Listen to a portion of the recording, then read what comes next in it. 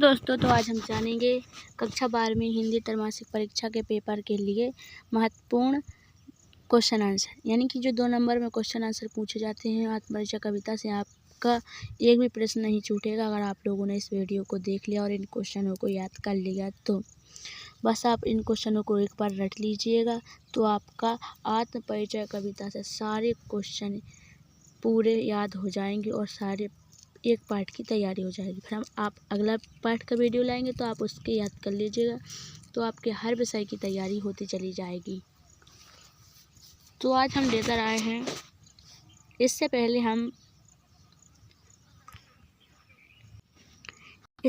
हम महत्वपूर्ण MCQ 50 MCQ से संबंधित एक वीडियो ला चुके हैं। अगर आप लोगों ने उस वीडियो को नहीं देखा तो सबसे पहले जाकर उसको देख लीजिए और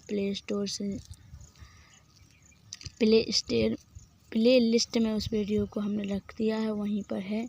तो जाकर उन्होंने इसकी प्ले लिस्ट बना दी, उसमें जाकर इस वीडियो को देख लीजिए और फिर इस वीडियो को देखिए तो आपके MCQ क्वेश्चन 2 नंबर के क्वेश्चन पक्के हो जाएंगे। फिर हम आप लोगों के 3 नंबर के और 4 नंबर वाले क्वेश्चन लेकर आएंगे, तो आप लोग उनको याद कर लीजिएगा।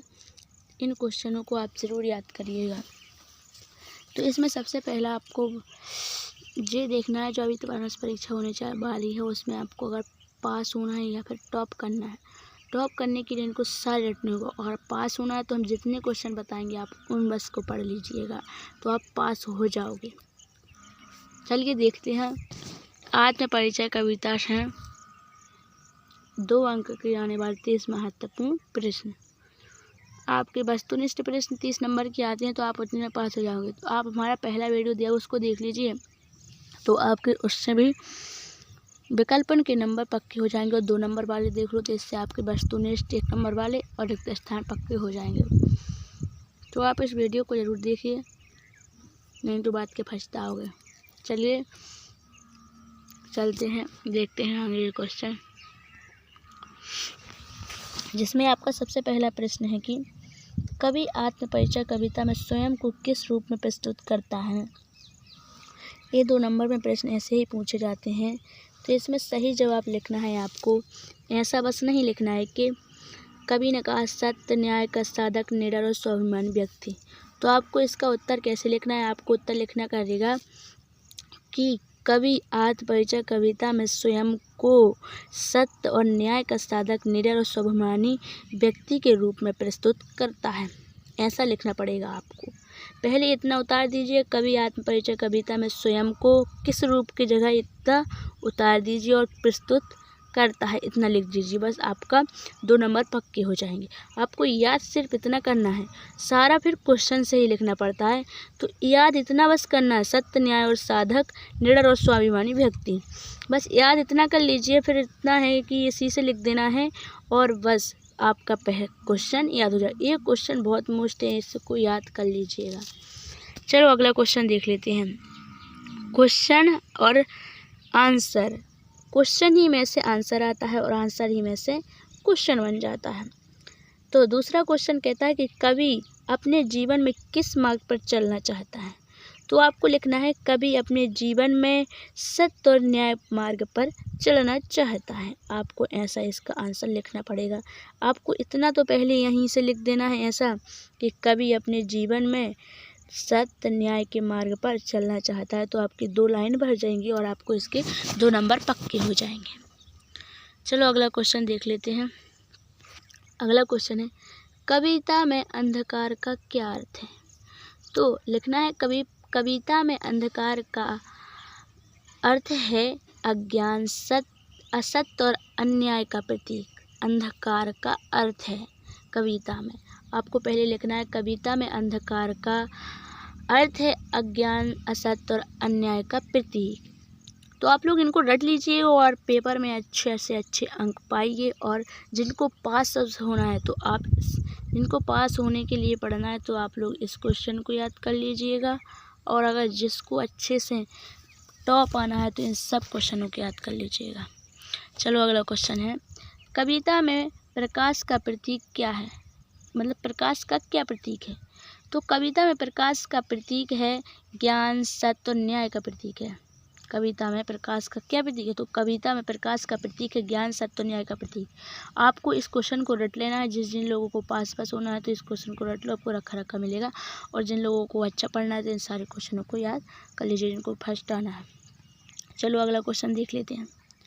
अगला क्वेश्चन कहता है कि मैं हूँ अपनी धुन का पागल से कवि का क्या तात्पर्य है? तो आपको आंसर में लिखना है कि मैं हूँ अपनी धुनी का पागल से कवि का तात्पर्य है कि अपने विचारों और सिद्धांतों पर अडिग रहना। इसका आंसर हो जाएगा। आपको पहले लिखना है क्वेश्चन ही से, फिर इसका पूरा उतार देना है। तो आप लोग समझ गए हो ना कि क्वेश्चनों के आंसर कैसे लिखने हैं? तो कमेंट करके जरूर बताइएगा। अगर नहीं समझे होगे तो कमेंट करके बताइएगा, हम इसको अच्छे से समझाएंगे दूसरे वीडियो बना करके। चलो आगे देख लेते हैं। अगला क्वेश्चन, छठवां क्वेश्चन है कि कवि किसके साथ समझौता नहीं करेगा? तो कवि असत्य और अन्याय के साथ कभी समझौता नहीं करेगा। आपका इतना सा आंसर है, आपको इसको रट लेना है, बिल्कुल माइंड में रखा होना चाहिए। चलिए अगला क्वेश्चन देख लेते हैं। सातवां, कवि देखो अगला क्वेश्चन है कि कवि का जीवन दर्शन क्या है? मतलब कि कवि का जीवन दर्शन क्या है? तो आपको लिखना है उत्तर, कवि का जीवन दर्शन सत्यनिष्ठा और निडरता और न्यायप्रियता है। कवि का जीवन दर्शन कैसा है? तो कवि का जीवन दर्शन सत्यनिष्ठा, निडरता और न्यायप्रियता है। आपका इसका आंसर हो जाएगा। चलो अगला क्वेश्चन देख लेते हैं। आठवां, कवि अपने व्यक्तित्व की तुलना किससे करता है? तो ये क्वेश्चन तो 1000 बार पेपर में किया, जब से ये बुक आई है जब से यही क्वेश्चन आता है कि कवि अपने व्यक्तित्व की तुलना किससे करता है? तो कवि अपने व्यक्तित्व की तुलना दीपक की लौ से करता है। ऐसा जवाब आपको लिखना है। अभी हमने छोटी छोटी इसलिए बनाए हैं ताकि आपको याद हो जाए, लेकिन जब आप लोग पेपर में करना तो पेपर के क्वेश्चन देखना, उसमें से याद उतार देना और फिर जितना आपने याद किया है उसको लिख देना है। लेकिन आपको इनको शॉर्ट याद कर लो, फिर आधा इससे उतारना है, तो वैसा आपका हो जाएगा। चलो अगला क्वेश्चन देखते हैं। 9वां क्वेश्चन है, कवि अपने हृदय को किससे सज्जित कर बताता है? मतलब कवि अपने हृदय को सत्य संवेदन से सज्जित बताता है। इसका सही जवाब हो जाएगा। अगला क्वेश्चन देख लेते हैं जल्दी से। अगला क्वेश्चन है, कवि ने जीवन में किसे सर्वोपरि माना है? तो कवि ने जीवन में सत्य को सर्वोपरि माना है। चलो अगला क्वेश्चन देख लेते हैं जल्दी। सच की राह का क्या अर्थ है? सच की राह का अर्थ है कि सत्य के मार्ग पर चलना। सच की राह का क्या अर्थ है? सच की राह का अर्थ है सत्य के मार्ग पर चलना। इस क्वेश्चन को रट लीजिएगा। जिसमें हमें स्टार मार्क लगाते जा रहे हैं उसको तो आपको ज़रूर याद करना है। चलो अगला देख लेते हैं क्वेश्चन, कवि समाज में क्या परिवर्तन चाहता है? तो इसका सही जवाब हो जाएगा असत्य और अन्याय का अंत। तो कवि समाज में परिवर्तन चाहता है क्या क्या? असत्य, अन्याय का अंत, सत्य और न्याय की स्थापना का ये इसको परिवर्तन चाहिए। यानी कि हमारे समाज में असत्य ना कभी कोई बोले, ना अन्याय करे किसी के साथ, और ना ही किसी के साथ बुरा हो, उसके साथ न्याय होना चाहिए। बस हम जितने भी समाज के आदमी वो सत्यनिष्ठ होने चाहिए और न्याय की स्थापना करे, हर आदमी को न्याय दे। चलो अगला क्वेश्चन है, कवि ने किससे प्रेरणा पाई थी? तो सत्य और न्याय से प्रेरणा पाई थी। इतने छोटे छोटे क्वेश्चन हैं, इनको रटते जाइएगा, आपको इतने क्वेश्चन तो याद हो जाएंगे। 2 मिनट आप लोग 1 घंटा बस पढ़ लीजिएगा, इस वीडियो को देख लीजिएगा, तो आपका पेपर में कोई डरने की बात नहीं है। सब पेपर इसी से पूछते हैं। हमें ना आपको इस डरने की बात नहीं। कविता का मुख्य भाव क्या है? सत्य और न्याय के प्रति निष्ठता। चलो अगला क्वेश्चन है 15वां, कविता में कौन सा अलंकार प्रमुख है? तो आत्मपरिचय कविता में एक क्वेश्चन बार बार पूछा जाता है कि कविता में कौन सा अलंकार? तो अनुप्रास अलंकार है। चलो अगला क्वेश्चन, और तो ये भी क्वेश्चन बहुत बार पूछा गया कि कविता में छंद कौन सा है? तो मुक्तक छंद है। आपको ऐसा बस नहीं लिखना है कि अगर पेपर में आ जाए कविता का छंद कौन सा है, तो आपको लिखना है आत्मपरिचय कविता का छंद मुक्तक छंद को माना जाता है, ऐसा आंसर लिखना है। अगला क्वेश्चन है, कवि का असत्य के प्रति रुख कैसा है? तो इसका सही जवाब हो जाएगा, कवि का असत्य के प्रति रुख कटु और विरोधात्मक है, ऐसा क्वेश्चन लिखना है। अगला क्वेश्चन देख लो, कविता में कवि के व्यक्तित्व की 3 विशेषताएं। आपको ऐसा लिखना है आंसर, ऐसा नहीं कि निडर, सत्यप्रिय और निष्ठा, तो आपके नंबर सारे कट जाएंगे। आपको कैसा लिखना है? आपको लिखना है कविता में कवि के व्यक्तित्व की 3 विशेषताएं इस प्रकार है। सबसे पहले लिखना है कवि आत्मपरिचय कविता में कवि निडर हैं। आत्मपरिचय कविता मतलब कविता में कवि की एक विशेषता है कि कवि अपने निडर है। और फिर लिखना है कविता में कवि को सत्यप्रिय व्यक्ति माना जाता है और दूसरा फिर लिखना है न्यायनिष्ठ माना जाता है। ऐसे उनकी विशेषताएं लिखना है, थोड़ी वो बड़ी चाल बढ़ा चढ़ा के लिख दो तो सही रहता है। अगला क्वेश्चन है कवि के अनुसार अंधकार को कैसे दूर किया जाता है। तो इसका सही आंसर लिख देना है आप लोगों को। इसका सही आंसर लिख देना है कि कवि के अनुसार अंधकार को ज्ञान और सत्य के प्रकाश से दूर किया जा सकता है। चलो अगला क्वेश्चन है 20वां, कवि के जीवन में निडरता का क्या महत्व है। तो कवि के जीवन में निडरता का असत्य के सामने झुकने से रोकना ही निडरता का महत्व है। असत्य के सामने नहीं झुकना चाहिए, यही निडरता है। चलो अगला क्वेश्चन देख लेते हैं 21वां, कवि का समाज के प्रति क्या संदेश है। तो इसका सही जवाब हो जाएगा कवि का समाज के प्रति यह संदेश है कि सत्य और न्याय का पालन हमेशा करना चाहिए। अगला क्वेश्चन है मैं सत्य का साधक का भावार्थ लिखिए। ऐसे क्वेश्चन बहुत आते हैं। अगर आप लोगों को जो आत्म परिचय कविता में होते हैं इनको व्याख्या और संदर्भ लिखना पड़ता है तो इसको बताइएगा, हम इसका इम्पोर्टेंट जो पेपर में ही पूछा जाए वही बता देंगे। तो आप लोग उसको रट लीजिएगा, बस एक बार पढ़ लीजिएगा, लेकिन कमेंट करके बताना पड़ेगा कि हाँ चाहिए या नहीं। तो हम नहीं ले आएंगे जब तक आप लोग कमेंट नहीं करोगे। तो किसके भावार्थ इसका है कि मैं सत्य की खोज और पालन में समर्पित हूँ। सत्य का साधक, सत्य की खोज और पालन में समर्पित, इसको रट लीजिए बिल्कुल।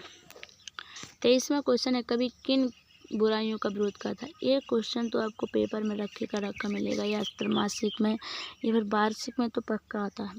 तो इसमें उत्तर हो जाएगा कवि असत्य, अन्याय और अज्ञान की बुराइयों का विरोध करता है।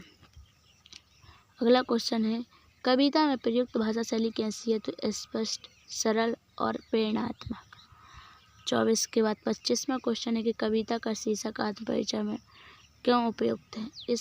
इसमें कवि ने अपने विचार, स्वभाव, जीवन दृष्टि का वर्णन किया है। चलो अगला क्वेश्चन देख लेते हैं 26वां, कवि का अन्याय के प्रति दृष्टिकोण कैसा है। तो घोर विरोध है, घोर विरोध करत भी अन्याय को, इसलिए उन्होंने कहा भी है। चलो अगला क्वेश्चन देख लेते हैं कवि किस प्रकार का समाज देखना चाहते हैं। तो कवि है जो सत्यनिष्ठ, न्यायप्रिय और ज्ञान से मुक्त समाज देखना चाहते हैं।